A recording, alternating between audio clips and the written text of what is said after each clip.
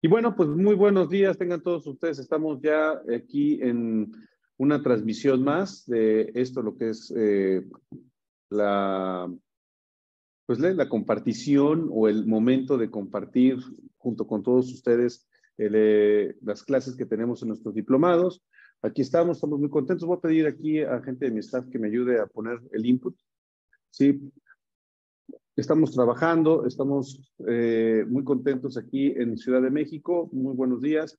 Y la idea es que podamos trabajar y que podamos compartir estas clases magistrales que tienen que ver con nosotros, con el trabajo, con el manejo y sobre todo también con el tema de implantología. Nos encontramos en el diplomado de implantología, en nuestro último módulo con nuestros alumnos en nuestra aula presencial y pues nos encontramos también con ustedes aquí en el aula virtual en Facebook. Muchísimas gracias a todos los que están conectándose. Y el día de hoy vamos a tener un tema bastante rico, bastante peculiar, que en este último módulo, que bien podría ser el primer tema de cualquier módulo de curso de implantología, que estamos hablando de la perimplantitis o la enfermedad perimplantaria, que la perimplantitis es parte de la enfermedad perimplantaria. Este tema es un tema bien álgido, es un tema que se ha puesto de moda, que algunos conferencistas lo han tomado como bandera, ¿no?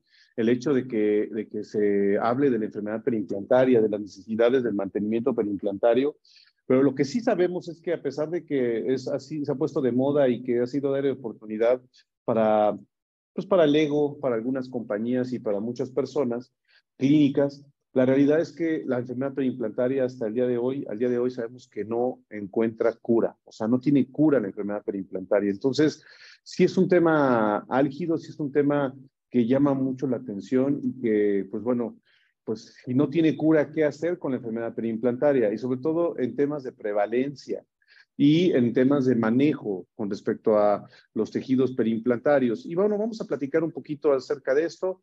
Saludos a todas las personas, espero que sí esté escuchando bien, ¿verdad? ¿Estás escuchando bien? Dani, si me ayudas ¿Sí? ¿Te estás escuchando? Perfecto, entonces pues empezamos y bueno, vamos a compartir pantalla. La enfermedad perimplantaria es la enfermedad de este siglo, es la enfermedad nueva a nivel bucal de este siglo. Se han encontrado diferentes tipos de adversidades a nivel periodontal.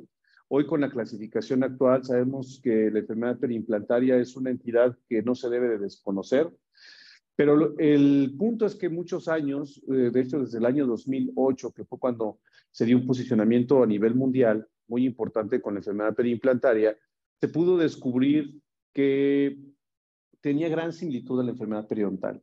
La realidad es que la similitud que tiene la enfermedad periodontal es que muchas veces la enfermedad perimplantaria tiene una causa, y esa causa son las bacterias. Y un complejo bacteriano, una susceptibilidad genética conlleva a ese punto. Ahora, el que nosotros analicemos que la enfermedad perimplantaria tiene que ver con bacterias, pues podría ser bastante limitado, porque al final del día no nada más es una situación bacteriana la que ocasiona la enfermedad perimplantaria. Puede haber enfermedad perimplantaria ocasionada desde el mal manejo del paciente. Puede haber un factor etiológico que sí tiene que ver con las bacterias, pero también tiene que ver pues con algo tan sencillo como es el reciclaje de aditamentos, ¿no? En la implantología en América Latina nos pasa mucho de que de pronto tenemos un tornillo de cicatrización y lo volvemos a reutilizar. Yo, me, pues bueno, no es que confiese aquí ante los medios, porque puede ser delicado, pero yo he participado en algunos protocolos de esterilización de aditamentos de implantología protésicos, por ejemplo, para reuso, como en el caso de tornillos de cicatrización, siendo que esos tornillos de cicatrización, pues a veces no es recomendable reutilizarlo. Hemos tenido casos de éxito con los tornillos de cicatrización, la verdad hemos tenido casos de éxito de la reutilización de tornillos de cicatrización, pero hemos visto también que muchos colegas, incluso hay varios estudios que nos indican que los tornillos de cicatrización no son la mejor, no es lo más recomendable que se estén reutilizando, ¿no? Entonces hay que analizar muy bien eso. No es que seamos antiéticos si reutilizamos tornillos de cicatrización, es como reutilizar una grapa para aislamiento, ¿no? O sea, pues las grapas se esterilizan y se usan y se acabó, ¿no? Pues e interactúan con el tejido, ¿no? Los tornillos de cicatrización también. También los tornillos de cierre, pues a veces los acumulamos, los guardamos, pero la verdad es que es muy probable que no los volvamos a utilizar. El hecho de que se reutilicen, pues sí, aditamentos en implantología puede ser riesgoso si no tienes un buen protocolo de manejo, ¿no? No estás reutilizando un implante, obvio, ¿no? Estás reutilizando, pues, un aditamento como es un tornillo tapa, un tornillo de cicatrización, y ha habido casos bueno, la mayoría de los casos de reuso, de reutilización, pues tienen un buen parámetro de éxito, no generan un daño, pero bueno, a veces si no tienes un buen protocolo de manejo, ahí tenemos un conflicto, ¿no? Entonces, es interesante que nosotros, si estamos metidos en el área de la implantología o si somos odontólogos y tenemos pacientes que están recibiendo implantes para su rehabilitación, pues es muy importante que nosotros tomemos en cuenta, en consideración, muchos aspectos que tienen que ver con la susceptibilidad del paciente para que el paciente pues no tenga algún daño a la larga, ¿no? Y entonces hay varias relaciones que tienen que ver con esto y este posicionamiento a partir del año 2008 sucedió, ¿no? Hace poco estuvimos en un simposio de una compañía de higiene bucal muy importante y fue bien interesante observar que tenían datos muy relajados al respecto de la enfermedad periimplantaria. Y los datos son datos y son datos un poco, pues un poco crueles, ¿no? Porque en el año 2008 el doctor Linde y el doctor Meile publicaron en el 2008 eh, el reconocimiento de la mucositis y el reconocimiento de la periimplantitis. Y vean qué interesantes datos. O sea, y esto es importante porque estamos en un curso de implantología, estamos en nuestro diploma de implantología. Para las personas que se están conectando, pues se tengan presente que vamos a iniciar el próximo curso en enero, ¿no? Saludos a todos los que están en Facebook. Es importante que pregunten porque si no, la transmisión la cortamos. Pero entonces en el año 2008, sí, se mencionó esta situación, ¿no? Que tiene que ver con la mucositis y la periimplantitis. Y a la par se comparaba o se equiparaba, lo cual ya en la actualidad ya no pasa eso, ¿no? Sabemos que la mucositis no es gingivitis y la periimplantitis no es periodontitis, hablando de que la gingivitis y la periodontitis pasan en dientes, la mucositis y la periimplantitis suceden en implantes. Pero lo interesante de este estudio es que, y le decimos buenos días a todos, a Gladys, a Olivia, a todos, que la prevalencia de la enfermedad periimplantaria es sumamente intensa, porque, por ejemplo, la mucositis tiene una prevalencia del 50%. Esto fue en el año 2008. La periimplantitis del 43%. O sea, sé que si colocamos 10 implantes, la mitad va a tener mucositis en algún momento. Vean qué fuerte, ¿no? O sea, si colocamos un implante de 10, 4 o casi un poco más de 4, o sea, llegando a la mitad, van a poder experimentar periimplantitis. Este es un punto bien complejo porque yo me resistí muchos años a dar un curso de implantología, me resistí pues básicamente 8 o 9 años en dar un curso de implantología. Porque los cursos de implantología, incluso los comentaba a ustedes cuando empezamos el diplomado, y te los comento a ustedes que están viéndonos en redes. Los cursos de implantología a veces son sumamente comerciales y nada más te ponen a taladrar una mandíbula de plástico o estereolitográfica y ya con eso piensas que estás colocando un implante. Pero la realidad es que hoy en día que cada vez más se colocan implantes, ¿ustedes qué opinan en sus casas y aquí en el aula? ¿Este número ha disminuido o se ha incrementado? ¿Ustedes cómo ven? Porque esto fue en el año 2008. Estamos hablando que se fue hace 15 años, ¿no? Hace 15 años la mucositis se había publicado que tenía una prevalencia del 50%. O sea, la inflamación de la mucosa periimplantaria alrededor de los implantes de 10, 5 tenían mucositis o llegaban a tener mucositis y 4 de 10 tenían periimplantitis. Ahora, en este momento, en esta era, 15 años después, con todo y después de una pandemia, que se están colocando más implantes en el mundo, ¿qué creen? ¿Esta cifra ha disminuido o ha incrementado o se ha quedado igual? ¿Qué sería lo ideal? A ver, que nos digan la gente de Facebook, que haya bajado, ¿no? Porque ya, si reconoces algo, ¿no? O sea, si tú te das cuenta que algo te está haciendo daño, pues de idiota vas y y lo consumes para que te vuelva a hacer daño. ¿Sí me explico? O sea, si yo ya me di cuenta que mi familia detectaron genéticamente una predisposición a la diabetes, pues de estúpido voy a engordarme y a comer azúcar y a comer grasas si yo sé que tengo ese factor de riesgo, ¿no? O sea, el punto es ese. Bueno, pues el ser humano, no obstante que en el 2008 se comentó esto, 15 años después, con todo y una pandemia, y con todo y que ya hay cada vez más compañías de implantes en países de América Latina y del mundo, bueno, vamos, hay países que tienen su implante local. México todavía no tiene su implante local, pero Argentina tiene su implante local, Italia tiene 6, 7 compañías de implantes locales, Estados Unidos tiene su implante local, Alemania tiene su implante local, o sea, China, Corea, todos tienen su implante local, muchas compañías, bueno, muchos países tienen su implante local, y aparte las compañías que entran.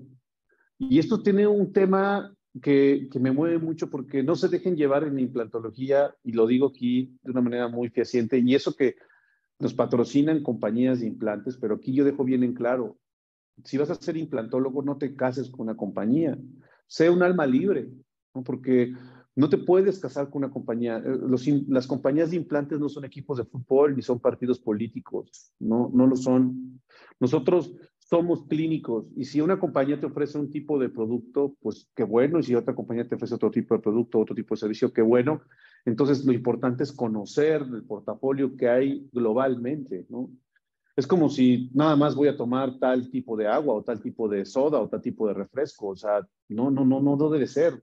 La universalidad del conocimiento es muy importante. Entonces, 15 años después, las cifras se han mantenido en ese nivel y ha habido años donde se han disparado. Podríamos decir, principalmente, y no pensando en que todo es pesimismo, pero podemos decir que 15 años después, con estas cifras de que de 10 implantes, 5 experimentan mucositis y de 10 implantes, 4 llegan a tener perimplantitis, podemos decir que 15 años después de esta publicación seguimos igual, por lo menos, o a veces hasta peor. Entonces, esto es bien interesante, porque si alguien dice que estas cifras han bajado, yo creo que vive, no sé, vive en Disneylandia o vive no sé, en una tierra de fantasía o vive con extraterrestres que ya están llegando aquí al mundo, ¿no? O que ya llegaron.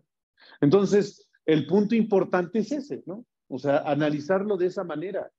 Entonces, si tú vas a hacer un curso de implantología, y no estoy hablando de nadie, en cualquier implant training, dental, smiling, center, passion, whatever, ¿no? Como diría Dana Paola, la verdad es que no es moda. A mí lo que me preocupa, y por eso les comento a ustedes, colegas que están en el aula y los que están viéndonos aquí en línea, es que el curso, para mí, el que una persona se gradúe de un curso es que sepa manejar el diagnóstico, sepa planificar, sepa colocar, sepa manejar, pero sepa también rehabilitar y dar mantenimiento. Y el problema que tenemos ahorita en la implantología es el mantenimiento. Entonces, sí es un tema bien, bien complejo, porque hoy en día, pues ya sabemos que la bolsa periimplantaria se tiene que evaluar. Y lo platicábamos el otro día, porque sabemos que, vamos a hablar del ideal, cuando sabemos que no vivimos en el mundo ideal, ¿no? Sabemos que el registro del sondaje periodontal, y esto es importante porque lo podemos estar posteando en Twitter, estos enunciados podemos estarlos posteando en Twitter. Sabemos que el sondaje periodontal es importante que se realice cada 6 meses, pero nadie lo hace. Una vez al año es como que también así es demasiado. Estamos ya en agosto, en el mes 8 del año, y es probable que nadie se haya hecho ni un control de placa en lo que va del año, ¿no? O sea, ya estamos en la recta final del año, ¿no? O sea, en el año 2023, por si alguien está mirando en el 2042, pues ahí estamos, ¿no? Ahora, el punto es que el sondaje perimplantario, ¿cada cuándo se debe hacer? ¿Con esa misma frecuencia? Pues es una gran pregunta, porque, ok, estamos en el curso de implantes, ya hablamos de tejidos duros, tejidos blandos, hueso, lo que quieran, pero ¿cada cuándo se hace el registro del sondaje alrededor de implantes? Preguntas aquí en internet, en Facebook, preguntas todos ustedes. Saludos a Cristian Hernán, a Carlos Montes, Ángeles BM, a Olger Carpio, Gil Moreno. A ver, ¿Cada cuándo se recomienda a Leti Perruiz, que va a estar con nosotros en nuestro curso, a Gael Rivero, Mario Miranda, Eric Lázaro? ¿Lázaro o Lázaro? No sé.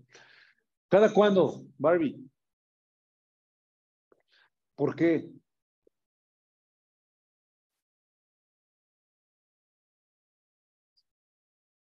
Miren, fíjense que me están contestando de una manera muy importante. El remodelamiento del hueso es a los 4 meses, pero eso es inicial, ¿no?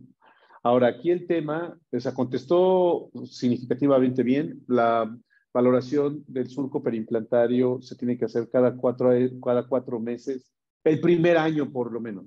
O sea, cada 4 meses, o sea, 3 veces después de haber rehabilitado la corona, 3 visitas para valoración del surco perimplantario. Me lo fundamenta aquí una compañera con respecto al surco, ¿no? Con respecto al hueso, que el hueso a nivel perimplantario, el hueso fasciculado, tiene un remodelado a los 3 o 4 meses. Pero realmente eso o sea, sí es una buena tesis, pero no es la justificación de que sea en 4 meses. La situación está en el manejo y la reacción de la mucosa perimplantaria. Vamos a hablar un poco más, tiene que ver con la mucosa perimplantaria, ¿no? Por eso es cada 4 meses el primer año. Después de ese primer año ya te puedes dar el lujo, si el paciente tiene un buen mantenimiento, ¿eh? Si el manejo tiene un buen mantenimiento, el paciente tiene un buen mantenimiento, ya puedes pasar un programa de 6 meses sin ningún problema. Pero el tema es, ¿qué pasa en la frontera? ¿No? Que vamos a ir a Tijuana en 2 semanas. ¿Qué pasa en la frontera cuando el paciente viene como las golondrinas cada primavera, ¿no? O sea, se coloca implantes y, bueno, y a veces, ojalá regrese, pero a veces son pacientes de tercera edad, ¿no? Llegan desde Alaska en un barco allá a Baja California y llegan a que les pongan implantes, o que les saquen todos los dientes y les pongan implantes. ¿Qué pasa con esos pacientes que no vas a volver a ver en la vida? Ahí estamos teniendo un tema de salud pública muy fuerte, ¿no? Entonces, invito a todos los colegas de frontera en México que no se enajenen con el dinero, sino que también pensemos en hacer programas de mantenimiento, darle indicaciones al paciente, muchos aspectos que tienen que pasar. Entonces, tiene que ver no tanto por el remodelado óseo, sino por el acondicionamiento de la mucosa perimplantaria. Ahorita vamos a platicar de ello.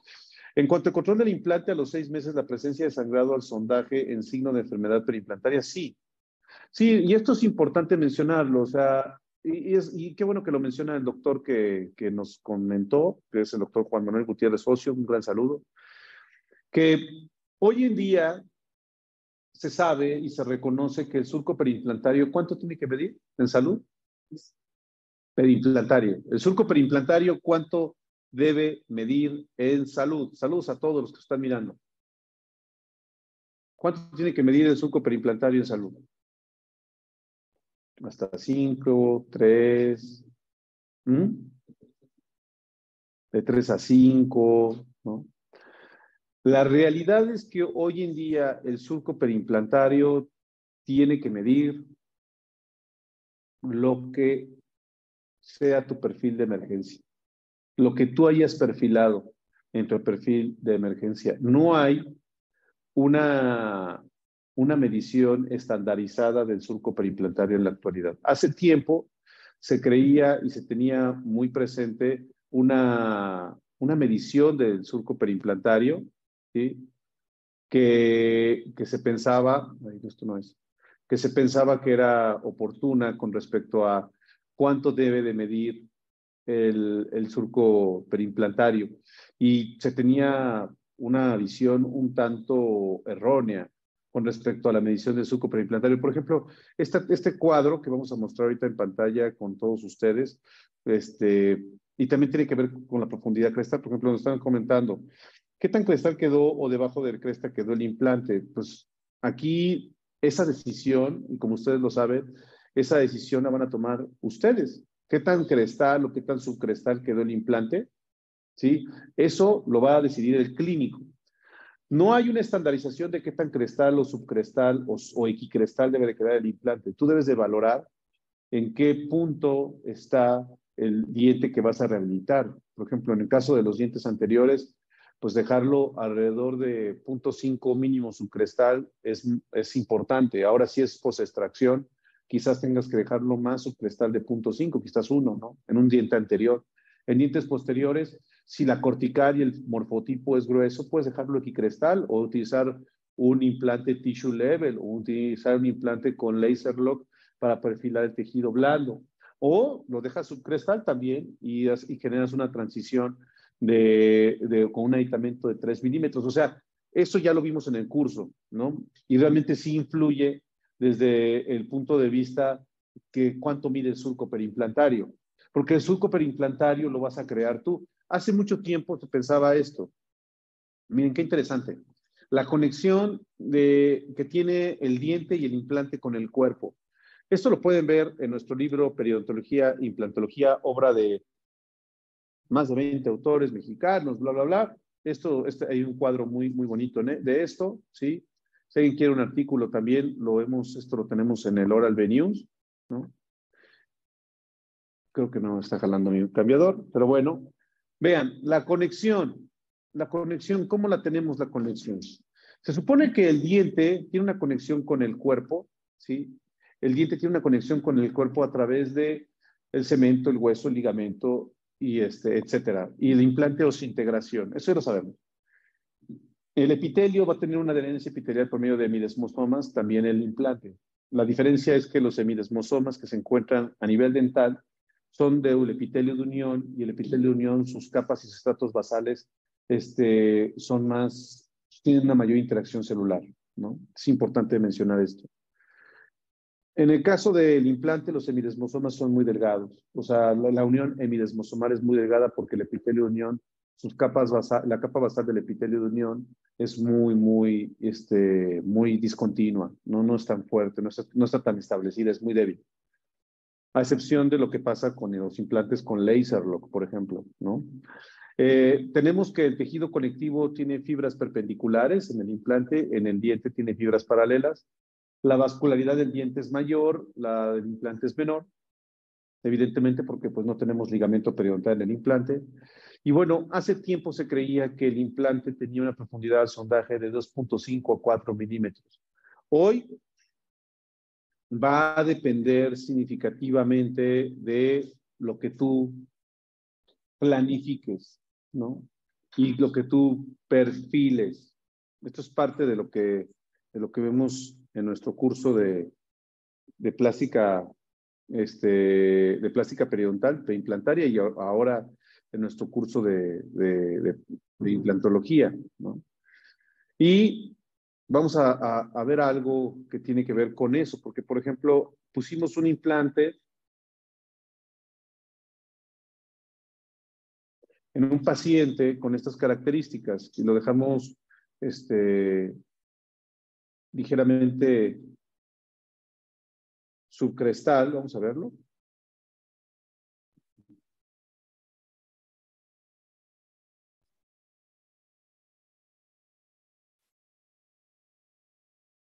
Saludos a todas las personas que nos están mirando en redes. Estamos transmitiendo para todos ustedes. Y tenemos este caso clínico, vamos a verlo, ¿no? Este caso clínico lo hemos explotado mucho, pero bueno, aquí es importante el que nosotros tengamos un parámetro para poder compartirles estas ideas. Vamos a ver el caso clínico. Tenemos una situación como esta, en la que una paciente le colocamos un implante y bueno, lo dejamos subcrestal. Vean qué interesante.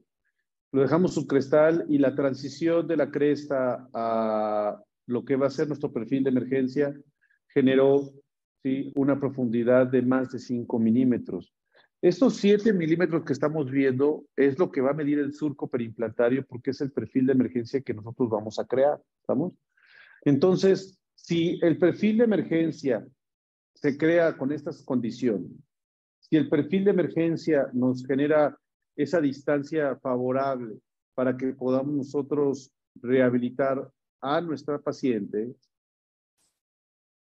Y aquí estamos viendo ya cómo cicatrizó el caso ya con ese perfil de emergencia y cómo vemos el surco, cómo se está adaptando conforme a la prótesis. Pues bueno, aquí el punto es que el surco no debe de sangrar, no debe de supurar, no debe de tener edema para poderlo considerar dentro de los parámetros de salud perimplantaria. Si el surco sangra, por mínimo que sangre ya es mucositis. Y esto lo tenemos que evaluar en periodos de tiempo de 3 a 4 meses. Tenemos un caso clínico de un paciente. Vean, por ejemplo, aquí ya se perfiló el perfil de emergencia. Entonces, hoy en día, la profundidad del surco perimplantario es indistinta. Va a depender de tu planificación y tu planificación también va a depender de lo que tú quieras originar con respecto a el perfil protésico de este paciente, o sea, el perfil de emergencia. Y tenemos el caso de un paciente que le estamos perfilando su perfil de emergencia. Y vean, ¿cómo ven el tejido? ¿Lo ven con edema o sin edema? ¿Eh? Se ve con edema, se ve con sangrado. ¿Está en salud perimplantaria o no? Tiene mucositis. Hoy en día, muchos casos de rehabilitación sobre implantes están teniendo mucositis. ¿Me puedes compartir el video del air polishing alrededor de la mucosa perimplantaria? Ajá, que hicimos hace poco, que subiste. Sí, hoy en día, por ejemplo, ese es el problema que estamos teniendo, que los pacientes están siendo rehabilitados con la premura, con mucositis. Y aquí, este es uno de los puntos que tendremos que discutir, porque el perfilar adecuadamente, el perfil de emergencia no nada más lo da haciendo incrementos y generando un espacio crítico y subcrítico de la rehabilitación. No, también lo da el pulido, el uso del hilo dental, lo da el mantenimiento adecuado del paciente, la educación del paciente, ¿no? Esto es una parte que no debemos de pasar en alto. Porque, ok, de 10 implantes, el 50% tiene mucositis, ya habiendo sido rehabilitados. Pero el caso que estamos nosotros ahorita en mi práctica privada, en el lapso de 3 años, hemos rehabilitado alrededor de 72 implantes, ¿no? En mi práctica privada. Y estamos reportando de esos 72 implantes, cuántos presentaron mucositis previo a la rehabilitación protésica. ¿Y saben cuál es el número? ¿Creen que sea el 50% o menos? Estamos hablando de que antes que sean rehabilitados, el paciente está viniendo frecuentemente, ¿eh? Es más, el 80% de los pacientes que yo estoy controlando en mi consulta está presentando mucositis por factores de higiene, por factores de a lo mejor el paciente dilata a veces las consultas. O sea, porque tú le haces al paciente la fase 1 periodontal, ¿sí? Y ya piensas que ya le hiciste la fase 1 periodontal y ya. No, pero es una asignatura que debes estar haciéndola también después de que ya colocaste el implante, por ejemplo, ¿no? Después de que ya colocaste el implante, debes seguir corroborando que está la salud periodontal y que debe haber fase 1 y fase de mantenimiento periodontal y que el control, el índice de placa debe estar ahí abajo. Y entonces, perdón, entonces ahí es cuando tú al protesista le exiges que debe de estar manejando pulido, etcétera, o incluso comentarle al paciente, ¿sabe qué? Tiene mucositis. Por ejemplo, este caso es un caso de un paciente que está con una prótesis transicional antes de la rehabilitación final. Si el paciente tiene mucositis, según aquí sí voy a hacerle, no un comercial, pero voy a hacer una mención muy especial al doctor Alberto Monge, que es un conocido que se ha portado excelentemente con nosotros en España y de aquí a México. El doctor Alberto Monge lo ha mencionado y lo hemos visto en sus publicaciones, lo hemos visto con el doctor Wang también, que se menciona lo siguiente, que cuando un paciente presenta enfermedad perimplantaria, el componente protésico debe de cambiar radicalmente, o sea, hacer una nueva prótesis. Y ahí es donde chocamos, porque nosotros como que nos da miedo decirle al paciente, oiga, hay que cambiar la prótesis, ¿no? Díganme, estamos aquí con... Claro, mira, el aditamento, aquí no estamos reutilizando aditamentos, aquí es un aditamento completamente nuevo, ¿no? O sea, definitivo. Lo que hemos llegado a reutilizar es esos tornillos de cicatrización, etcétera, pero yo ya con tanta situación, a veces, la realidad es que la mayoría de las veces pedimos tornillos nuevos, o sea, es lo mejor, ¿no? Este, y el aditamento protésico aquí, pues es completamente nuevo. ¿Me lo puedes compartir por ahí, a la computadora?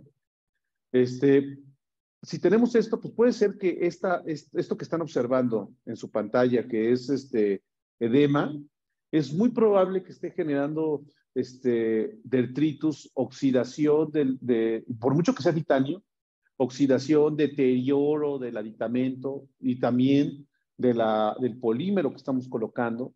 Y esto conlleva a que, pues, en ocasiones se tenga que confeccionar una nueva prótesis transicional. Hoy en día con los aditamentos de PEC, ¿no? Tenemos, o sea, de polímero, tenemos mucho recorrido y bueno, nos podemos condicionar adecuadamente, pero la realidad es que si el paciente tiene mucositis, hay que cambiar el aditamento otra vez, o sea, y esto es antes de la rehabilitación final. Si estoy obteniendo esto antes de la rehabilitación final, ¿qué carambas o por qué me meto a rehabilitar a los pacientes? Entonces, a mis pacientes, y esto es lo que vamos a publicar, hemos observado con nuestros pacientes que nuestros pacientes han incrementado el tiempo de rehabilitación debido a que hay un bajo control, a un alto control, un alto índice de placa, más bien, un alto índice, una baja intensidad de habilidades para el control de placa. Entonces, son esas cosas. Preguntas aquí.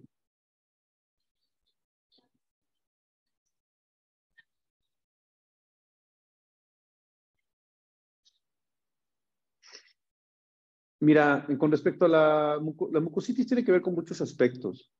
El más relevante en temas de mucositis es que en ocasiones hay superficies que se deterioran por el fluido crevicular, o sea, por la inflamación, y eso genera retención de bacterias y pues hay una pobre higiene, ¿no?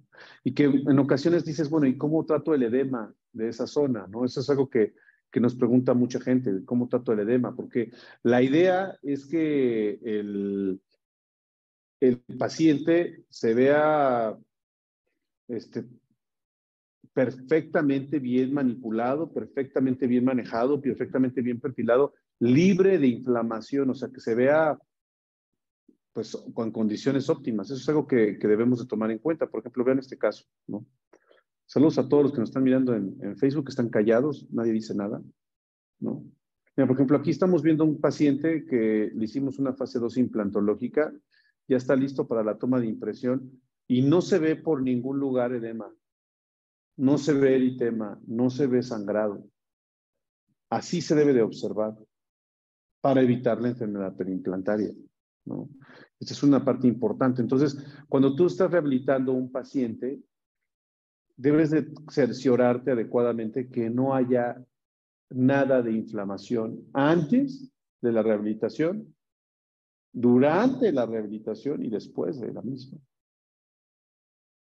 Vean, no se ve inflamación,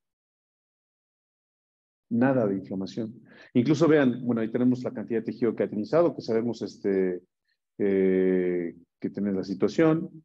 Y bueno, por ejemplo, vean cómo se ve el tejido. Por mucho que estamos con la sonda, no sangra, ¿se dieron cuenta? Entonces, ¿cómo actuar nosotros si tenemos un paciente con esas condiciones?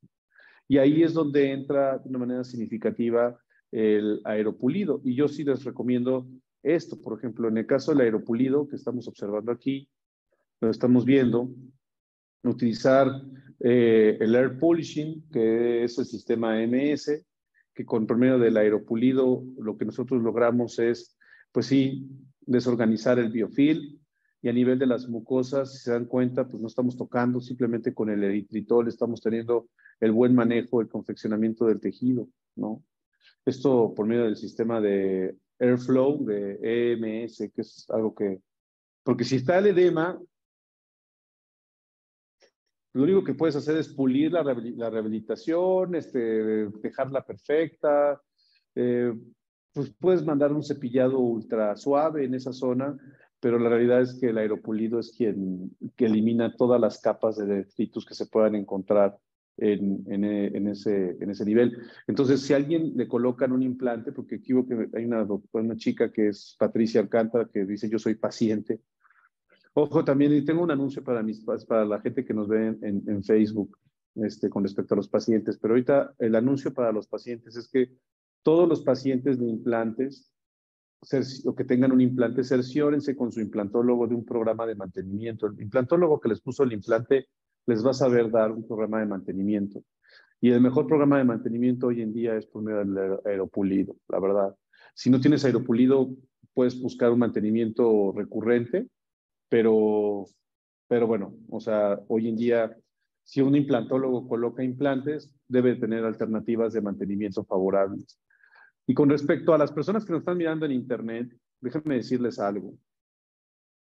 Si son pacientes y me están viendo en Internet, esta información es exclusiva para dentistas. Yo no soy ningún erudito, yo no soy el Messi de la implantología, nadie. Yo no soy ningún sobrepoderoso o todopoderoso, no. Soy un dentista más.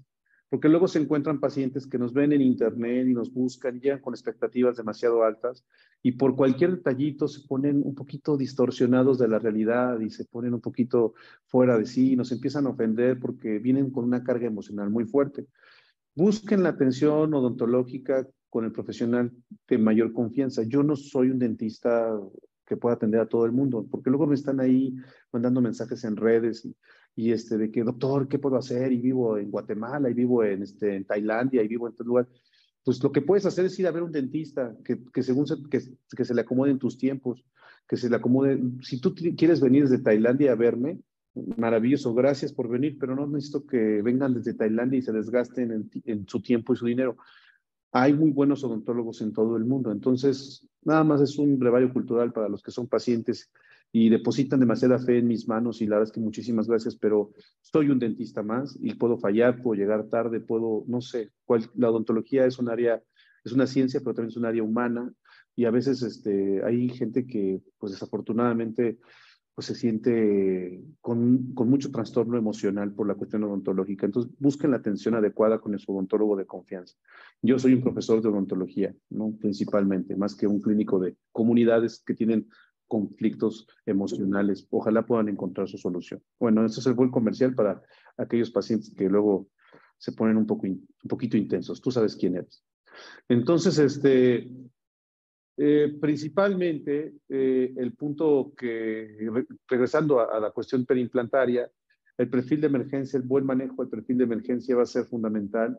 Y entonces la enfermedad perimplantar es una infección que sucede cuando hay implantes colonizados por microorganismos al momento de su colocación, ¿no? Implantes colonizados por microorganismos al momento de su colocación, eso que implica que pues, se contamina el implante, ¿no? Ha pasado, que estaban queriendo colocar el implante y el implante se cae, pues eso conlleva que se tenga que abrir otro, ¿no?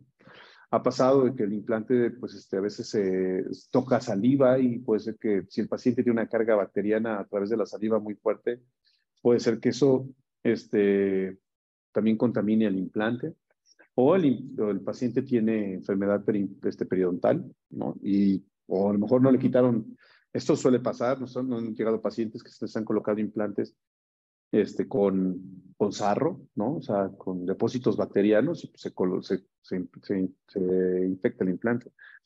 La microflora que coloniza los implantes es similar a la que coloniza los dientes, pero es más susceptible a los tejidos perimplantarios que los tejidos periodontales. Entonces, es muy interesante esto, ¿no? Los dientes infectados periodontalmente pueden actuar como reservorio bacteriano y la enfermedad periodontal debe ser tratada antes de la colocación de los implantes. Es algo que es muy simple. Doctor, ¿a partir de qué edad es óptimo colocar un implante? Gracias. Son preguntas de pacientes. Visita a tu odontólogo, principalmente a tu implantólogo, pero lo que podemos recomendar es que siempre, y no es una recomendación particular, sino es una recomendación científica que indica que la colocación de implantes se debe dar en adultos que ya tengan formación o término de desarrollo de formación ósea, ¿no? O sea, es importante eso. O sea, en niños no se colocan implantes.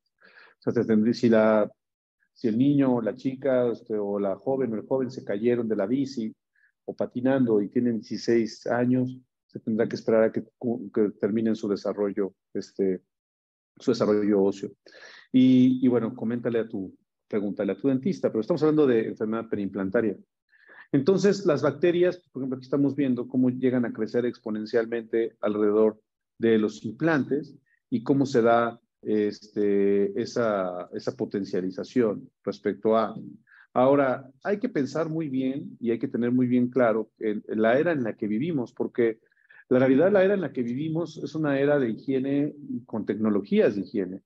Y hoy, pues el cepillo eléctrico es una muy buena herramienta para poder darle mantenimiento a las mucosas perimplantarias, a los aditamentos de implantes, ya sea en implantes, en rehabilitaciones implantosoportadas fijas o removibles, ¿no?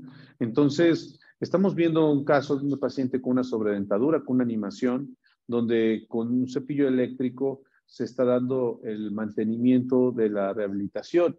Y mucha gente no lo tiene tan presente, pero bueno, si la persona ya invirtió en implantología, eso es lo que yo les comento mucho a colegas de frontera. Digo, si ya tienes pacientes que tienen implantes, que vienen de muchos lugares, que tú los atendiste, pues nada te cuesta el que tú puedas recomendar que uses el cepillo eléctrico y que tengas una buena estrategia, por lo menos de manejo y mantenimiento. Porque es una realidad que de los pacientes que llegan a mi consulta, que tienen implantes, más del 90% no conoce el cepillo eléctrico, ¿no? Y eso que gastaron en implantes. Entonces, sí es recomendable el decirle que use el cepillo eléctrico. No es como que, no es que nada más se lo menciones como una anécdota. Yo creo que ya hoy en día, y este curso no lo patrocina una compañía de higiene, hoy en día ya es como de primera necesidad, ¿no? O sea, ya es, así como las personas que se encuentran en lugares que seguramente en este momento hace mucho calor y están a más de 30 grados y es casi obligatorio tener aire acondicionado, tener auto con aire, bueno, es lo mismo aquí, o sea, es casi obligatorio. Si te estás metiendo en este mundo, ¿sí?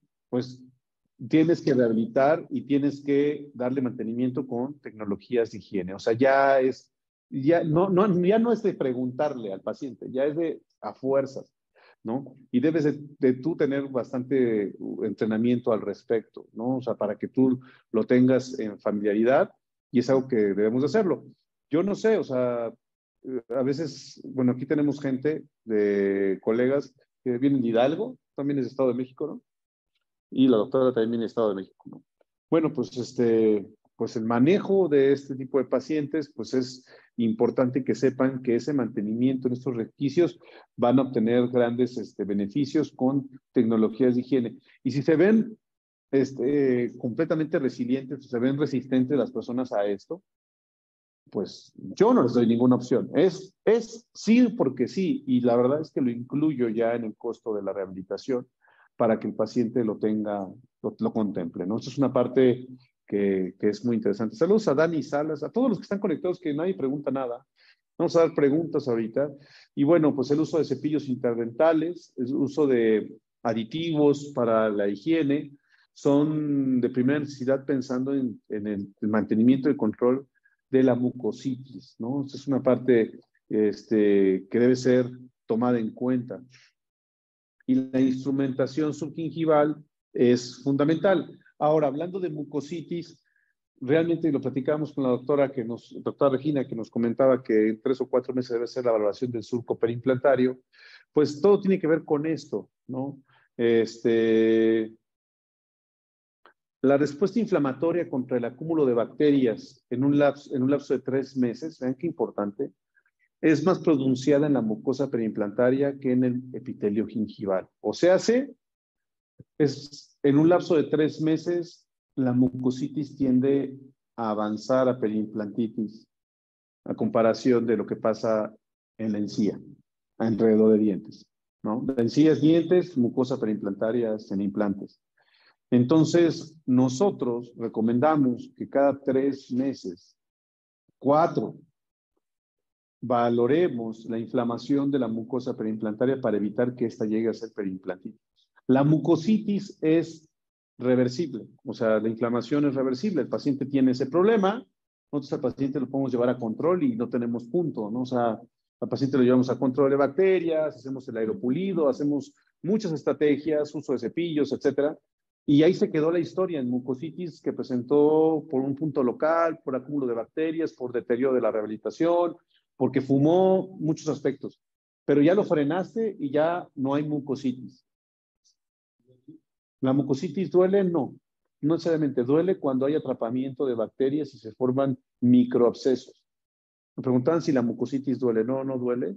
Pero, por ejemplo, cuando hay atrapamiento de residuos, por ejemplo, este caso de un paciente que llegó así con nosotros porque le pusieron una prótesis transicional sobre un tornillo de cicatrización.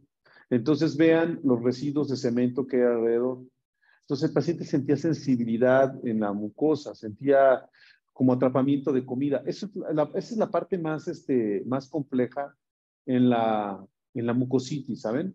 O sea, el paciente cuando se le atora la comida entre los dientes, a ti se te puede, y lo platicaba otro día con los colegas, se nos puede a nosotros atorar comida entre los dientes, en dientes, y es incómodo. Incluso nos quitamos el residuo de la comida y podemos seguir teniendo la sensación de que sigue ahí algo, ¿no? Bueno, en implantes eso se potencializa un 200, un 300% más. O sea, el paciente siente horrible, siente que algo está atrapado ahí, se la pasa todo el tiempo con la lengua. Otra vez me encontré un paciente que me dijo, doctor, es que se me atora mucho la comida entre los dientes. De hecho, ha sido motivo de grandes conflictos yo con algunos protecistas porque las rehabilitaciones no quedan lo suficientemente bien perfiladas. Yo coloqué el implante, manejé el tejido blando, bla, bla, y el rehabilitador a lo mejor colocó una prótesis muy cuadrada, etcétera. Yo he trabajado con 9, 8 o 9 rehabilitadores y si se les atrapa la comida, el paciente está molesto y ay, no me gusta y me siento mal y me siento mal y me siento mal. Y llega un momento en que esto se exponencia, pero realmente el diseño protésico tiene mucho que ver con esto, ¿no? Y con que el paciente se le instruye y se le entrene, porque el atrapamiento de comida en un paciente con implantes es incómodo hasta donde gusten, o sea, es sumamente incómodo.